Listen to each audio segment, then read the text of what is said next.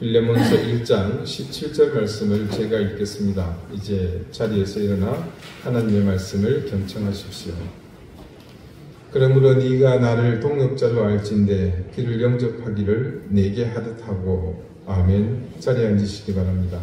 하나님께서 이 말씀으로 우리에게 은혜 주시기를 원합니다. 조선 최초의 야담집으로 문인 유몽인 선생이 저술한 어우야담이라는 책이 있습니다. 그곳에 한 특별한 노비에 관한 이야기가 실려 있습니다. 조선 중기 한 재상가에 어린 노비가 있었습니다.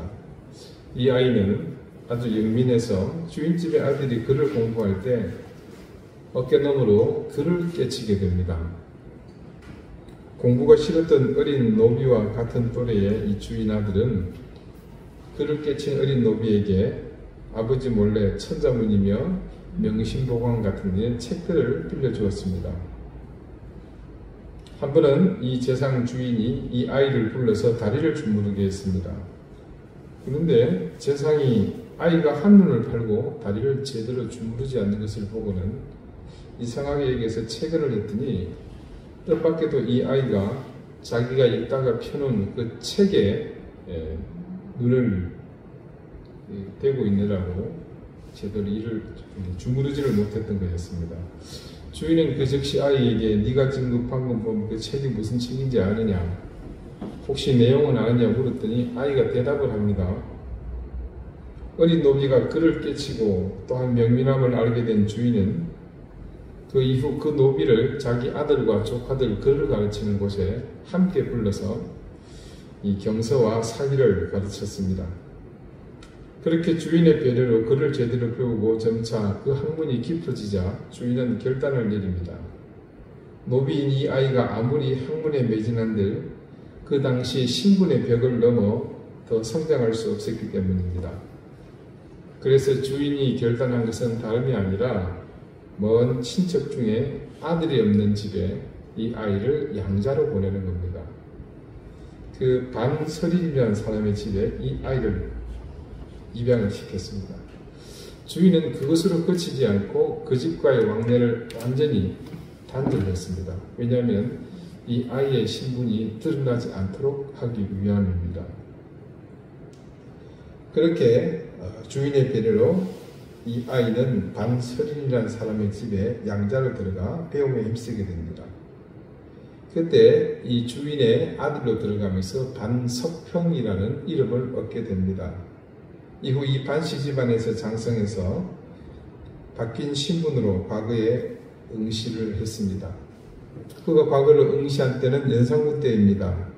그때 급제한 이후에 중종 때에 이르기까지 이 반석평은 겸손하고 공경하며 청렴하고 성실하여 나라에 충성하는 신하가 되었습니다. 이에 순조롭게 출세가도로 달리게 되고 팔도의 모든 지역 관찰사를 역임하면서 정이품, 형조, 참판에까지 이르게 됩니다. 종선왕조 실록에 따르면 팔도의 모든 관찰사직을 역임하는 사람은 딱 두 사람입니다. 한부령이라는 사람과 이 반석평입니다. 그만큼 신임을 얻었다는 이야기겠죠. 반면 그가 모셨던 주인집은 그 자기를 면천시켜준 재상이 죽은 뒤에 또래의 아들로 공부를 싫어했던 이우성과 또 함께 공부했던 조카들이 모두 공공에서 외출할 때는 나기도 없이 걸어다녔다, 그렇게 기록을 하고 있습니다. 한 번은 반석평이 관직에 있으며 가마를 타고 길을 가다가 주인집 아들을 만나게 되었습니다. 그러자 그는 그 즉시 가마에서 내려 그 앞에 엎드려 절을 했습니다. 거의 거짓골을 했지만 자신에게 은덕을 베푼 주인집의 아들임을 알아보고는 주변의 시선을 아랑곳하지 않고 그대로 예를 표한 것입니다. 그렇게 자신에게 은혜를 베푼 주인집 아들을 만난 반석평은 그의 집을 찾아가 오랜 세월 만나지 못한 회포를 풀었습니다. 반석평은 재상이 살아생전 자신에게 어떤 은혜를 베풀었는지 한시도 잊지 않았습니다. 그랬기에 이런 행동을 할 수 있었던 겁니다. 그랬기 때문에 그 후에도 반석평은 길거리에서 주인집의 식구들을 만날 때마다 늘 가마에서 내려 절을 하였는데 어떨 때는 심지어 진흙탕 길에서 절을 하기도 했다고 합니다. 그러니 이를 지켜보던 사람들이 괴이하게 여겼습니다. 반석평은 그것으로 그치지 않고 마침내 결단을 내립니다. 임금께 상소해서 원래 자신의 모든 과거가 이렇다라는 사실을 낱낱이 실토하면서 법을 어긴 자신의 관직은 삭탈하고 대신 주인집 아들과 조카들에게 벼슬을 내려달라고 청했습니다. 조정은 반석평의 상소로 한바탕 난리가 났습니다. 그럴 수밖에 없지요. 정말로 능력 있고 신실했던 관리가 그런 과거가 있었다니 말입니다. 이제 조용히 조정의 처분을 기다리던 반석평은 뜻밖의 결과에 놀라고 맙니다. 충종 임금과 대신들은 반석평의 상소를 보고는 이것을 의롭게 여기고 후하게 장려하고자 했습니다. 결국 국법을 어겼음에도 불구하고 임금은 반석평을 조정에 그대로 두는 것은 물론 주인집 아들에게는 사원 별자의 직을 주었다고 전합니다. 여러분, 한국인으로 최초로 유엔의 수장이 되었던 반기문 전 유엔 사무총장이 이 반석평의 11대 직계자손입니다. 노비를 한낱 하찮은 사람으로 보지 않고 미래를 가진 귀한 사람으로 보았던 어진 성품을 가진 재상의 해안이 난 결과입니다. 자, 지난주 말씀에서 바울이 빌레몬에게 자신에게 돌아온 오네시모를 종으로 대하지 말고 종 그 이상으로 대해주기를 요청하는 그런 편지를 우리가 보았습니다. 오늘은 이 본문 말씀에서요, 그 다음 종 이상으로 대해달라는 요청을 조금 더 구체적인 가이드라인을 제시하는 말씀으로 볼 수 있습니다. 오늘 말씀에서 우리가 보았듯이 그 핵심은 오늘 본문 말씀 속에 있는 그대로입니다. 그를 영접하기를 내게 하듯 하라라고 요청하는 그것입니다. 이 편지를 받은 빌레몬의 처지에서는 단지 바울의 요청 수준으로만 볼 수 있지만 사실 그 이전에 이미 이곳에는 바울의 마음과 오네시모를 대하는 자세를 엿볼 수 있습니다. 그것은 오네시모를 바울이 지금 자신과 동일한 인격으로 대하고 있다는 겁니다. 바울이 그렇게 생각했기 때문에 빌레몬에게도 당당하게 자신을 대하듯이 그를 영접해 주기를 요청한 겁니다. 바울의 이런 마음은 철저하게 주님의 가르침에 따른 것입니다. 요한복음 15장 12절 이하의 말씀입니다. 내 계명은 곧 내가 너희를 사랑한 것 같이 너희도 서로 사랑하라 하는 이것입니다. 사람이 친구를 위하여 자기 목숨을 버리면 이보다 더 큰 사랑이 없나니 사람이 친구를 위하여 자기 목숨을 버리면 이보다 더 큰 사랑이 없나니 너희는 내가 명하는 대로 행하면 곧 나의 친구라. 이제부터는 너희를 종이라 하지 아니하리니 종은 주인이 하는 것을 알지 못함이라. 너희를 친구라 하였노니 내가 내 아버지께 들은 것을 다 너희에게 알게 하였습니다. 이 말씀에 드러난 주님이 제자들을 대하는 마음은 곧 우리를 향한 마음 그 자체입니다. 여러분, 우리가 어떤 존재입니까? 우리의 본질을 우리는 잘 알고 있지 않습니까? 모두가 예수 그리스도의 고귀한 생명의 피를 의지하지 않으면 구원받을 수 없는 영원히 죽은 존재입니다. 여러분, 죽을 수밖에 없는 존재 아닙니다. 여러분, 그것은 머리카락 하늘만큼의 가능성이라도 있을 때 하는 말입니다. 성경 말씀은 분명 우리의 존재를 이렇게 규정합니다. 에베소서 2장 1절의 말씀입니다. 그는 허물과 죄로 죽었던 너희를 살리셨도다. 예, 죽었던, 이미 죽었습니다. 과거 완료형입니다. 골로새서 2장 13절입니다. 또 범죄와 육체의 무할례로 죽었던 너희를, 이미 죽었습니다.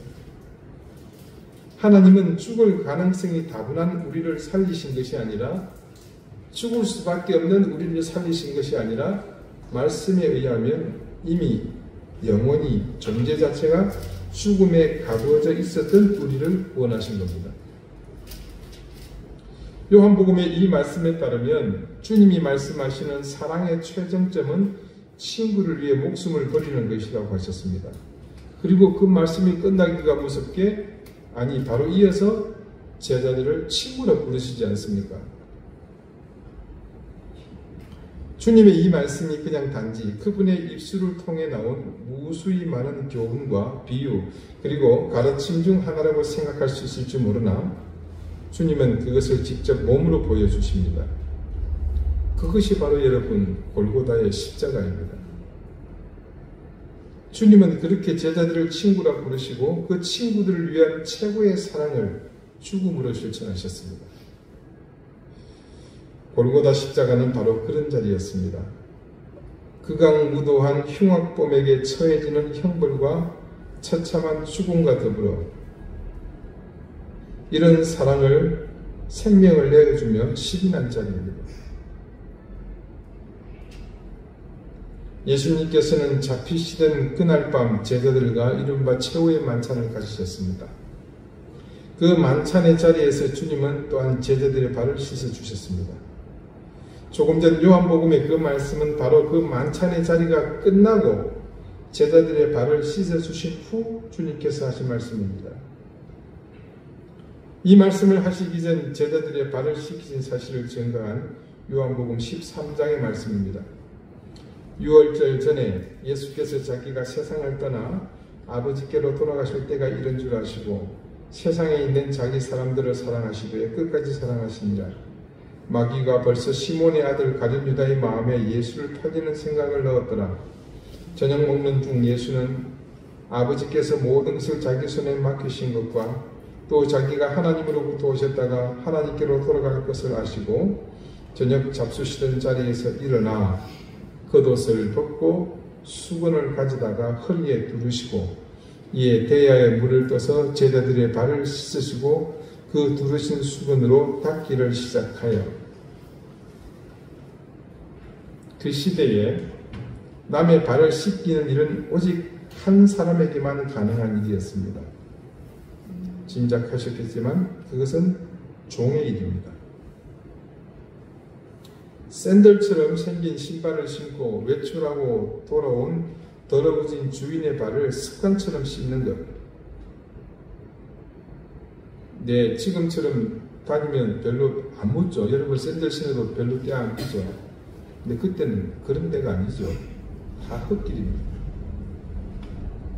그러니까 집에 들어오면 신발은 온통 흙먼지와 길가에 있던 오물들이 다 모여있는 곳입니다. 그 주인의 발을 습관처럼 씻는 일, 그것은 그 시대의 종의 역할입니다. 그런데 주님께서 지금 그것을 자처하고 나서서 제자들의 발을 씻기시고 있습니다. 그래서 이 장면을 있는 그대로 외형적으로 정의하자면 지금 주님은 제자들의 종이고 당연히 제자들은 주님의 상전이 되어 있는 셈입니다. 조금 전 읽어드린 13장 1절 말씀을 다시 읽겠습니다. 6월절 전에 예수께서 자기가 세상을 떠나 아버지께로 돌아가실 때가 이른 줄 아시고 세상에 있는 자기 사람들을 사랑하시되 끝까지 사랑하시니라.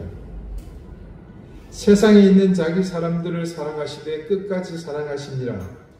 즉 주님은 스스로 종이 되시는 자리까지 내려가셔서 제자들을 끝까지 사랑하셨다는 의미입니다. 처음 읽어드렸던 요한복음 15장 제자들을 친구로 부르시겠다는 그 말씀에 이어서 그 끝에 15절 말씀을 다시 읽겠습니다. 이제부터는 너희를 종이라 하지 아니하리니 종은 주인이 하는 것을 알지 못함이라. 너희를 친구라 하였노니 내가 내 아버지께 들은 것을 다 너희에게 알게 하였습니다. 이 말씀의 의미를 13장에서 이미 주님은 몸으로 보여주셨습니다. 제자들은 단지 종이라 하지 않는다는 말씀보다 더 깊이 그들을 주님은 나아가셨다는 사실을 알 수 있습니다. 단지 제자들을 종이라 하지 않겠다는 의지로 그친 것이 아니라 당신께서 이미 그들을 향해 종의 모습으로 나아가기를 자원하신 것을 여기서 발견할 수 있습니다. 결국은요, 주님께서 자신이 할 수 있는 최고의 방법으로 사랑을 실천하신 현장이었습니다. 어쩌면 십자가의 대속 이전에 그분은 이미 제자들을 통해 당신이 이 세상에 오신 분명한 이유를 보여주셨다고 할 수 있겠습니다. 우리는 십자가에서 주님께서 숨을 거두신 순간에 일어난 기념비적인 한 중요한 표적을 기억합니다. 마태복음 27장 50절 이하 말씀입니다. 예수께서 다시 크게 소리 지르시고 영혼이 떠나시니라. 이에 성소 휘장이 위로부터 아래까지 찢어져 불이 되고 땅이 진동하며 바위가 터지고 무덤들이 열리며 자던 성도의 몸이 많이 일어나되 예수의 부활 후에 그들이 무덤에서 나와서 거룩한 성에 들어가 많은 사람에게 보이니라. 예, 이 기념비적인 표적은 뭡니까? 성소의 휘장이 위에서부터 아래로 찢어져 둘이 됐습니다. 여러분, 성소의 휘장이라는 것이 여러분이 일반 교회에서 보면 뒤에 하늘하늘하게 있는 그런 성격의 휘장이 아닙니다. 그 당시 기록을 보면 굉장히 촘촘하고 견고하게 짰기 때문에 황소 2마리가 양쪽에서 당겨도 끊이지 않을 정도로, 찢어지지 않을 정도로 튼튼하게 만들어졌다고 합니다. 그것이 하늘에서 땅으로 길이로 찢어졌습니다. 누가 보더라도 사람이 찢은 것이 아닙니다. 그럼에도 전설에 따르면 유대인 제사장과 바리새인들은 찢어진 그 휘장을 다시 꿰매고자 무려 300명이 동원이 되었다고 합니다. 근데 결국 꿰매지 못했다고 해요. 이사야 6장에는 이사야가 하나님으로부터 소명을 받는 장면이 기록되어 있습니다. 우시아 왕이 죽던 해에 내가 본즉 주께서 높이 들린 보좌에 앉으셨는데 그의 옷자락은 성전에 가득하였고 스랍들이 모시고 섰는데 각기 6나귀가 있어 그 둘로는 자기의 얼굴을 가리었고 그 둘로는 자기의 발을 가리었고 그 둘로는 날며 서로 불러 이르되 거룩하다 거룩하다 거룩하다 만군의 여호와여 그의 영광이 온 땅에 충만하도다 하더라.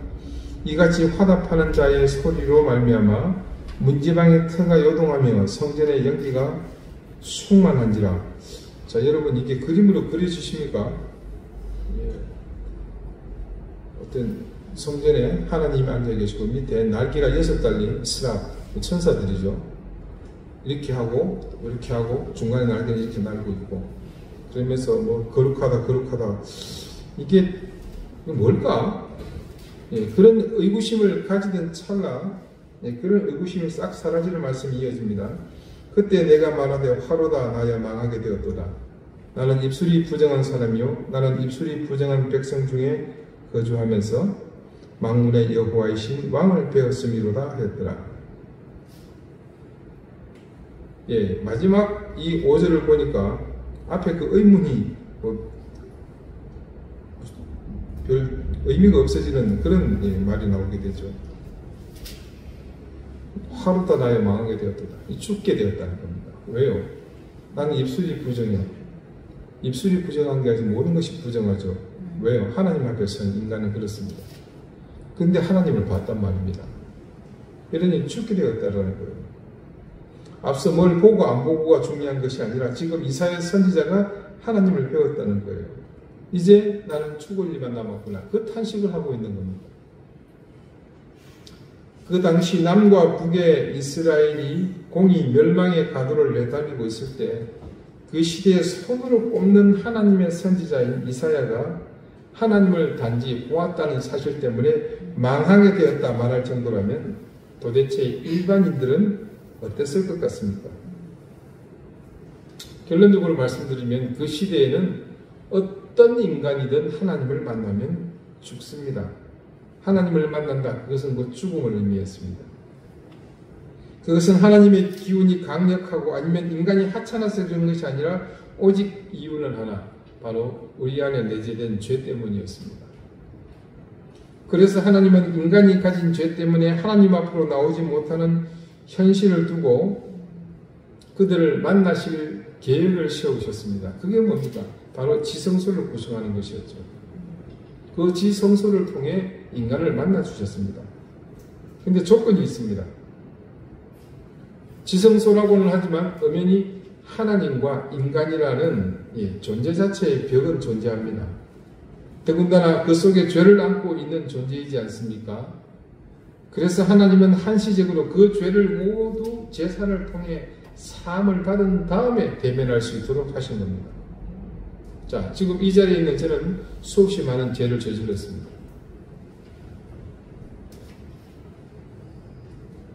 이 죄를 용서할 수 있는 제사가 있어요. 그래서 제가 지은 모든 죄를 생각하고 다 이 제사를 통해서 사함을 받습니다. 그리고 아무것도 안 하고 서 있어요. 그러면 지금은 무죄의 상태가 되는 겁니다.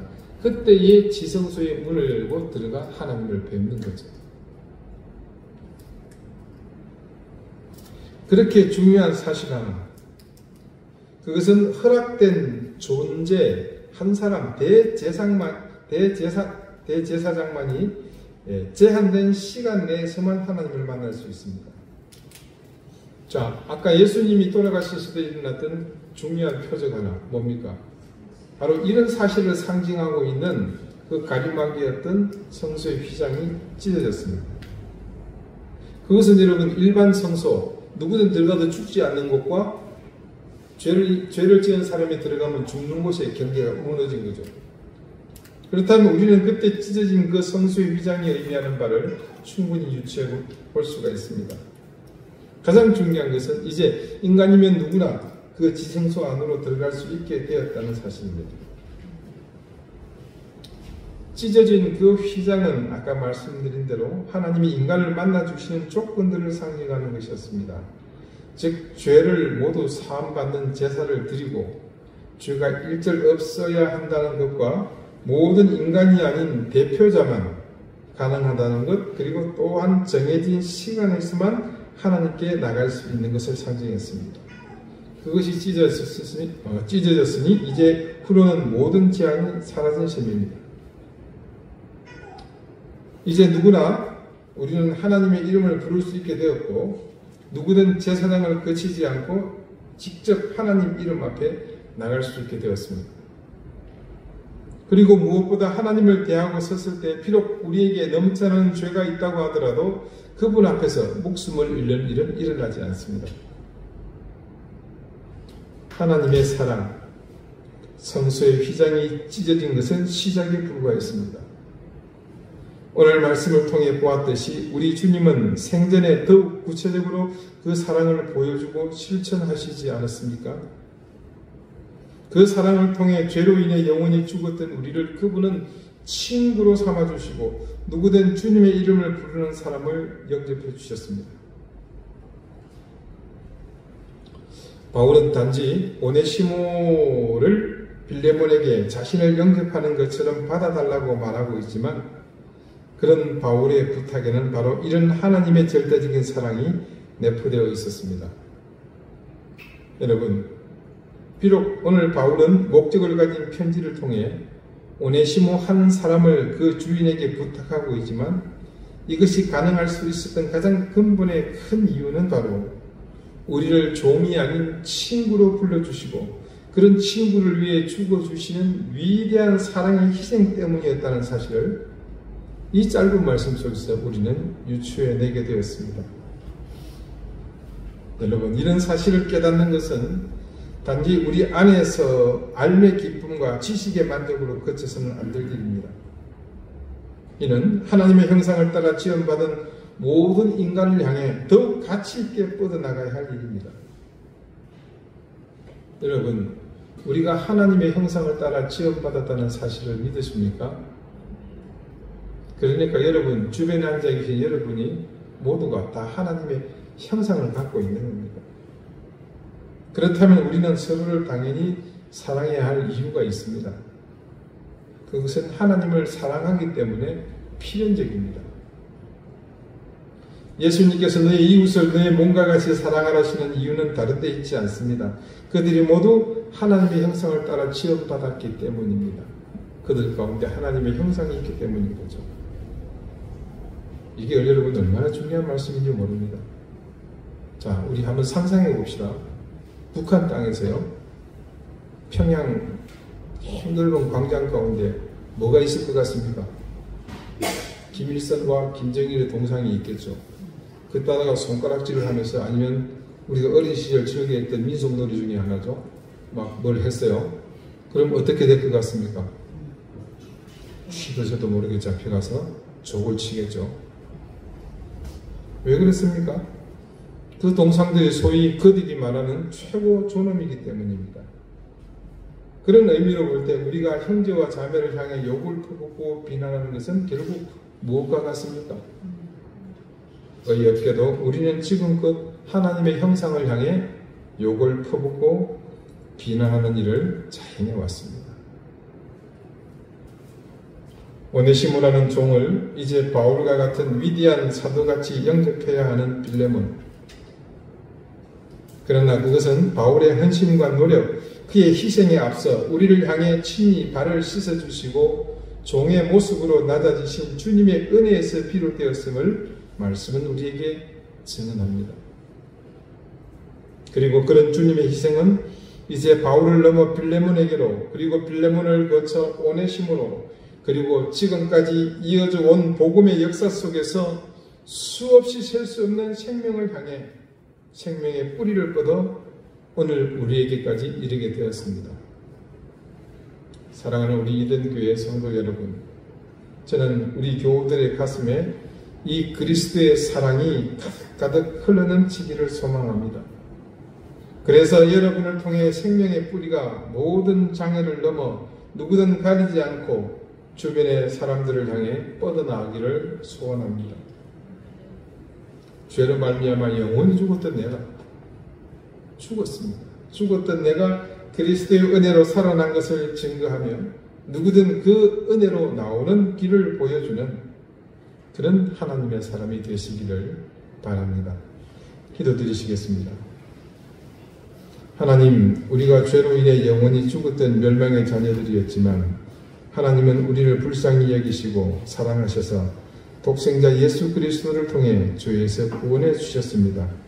그리고 우리 주님께서는 직접 우리에게 오셔서 우리를 친구라 부르시며 심지어 종의 모습으로 우리를 위해 섬기고 마침내 생명까지 내어주셨습니다. 우리는 그래서 누구든 조건 없이 사랑하며 섬기며 살아야 하는 믿음의 자녀들이 되었습니다. 그런 사실을 절대 잊지 않고 살게 하시며 더 나아가 우리를 통해 그런 사실이 증거되며 우리가 또한 모든 사람을 생명의 길로 인도하는 삶을 살 수 있게 해 주십시오. 예수 그리스도 이름으로 기도드립니다. 아멘.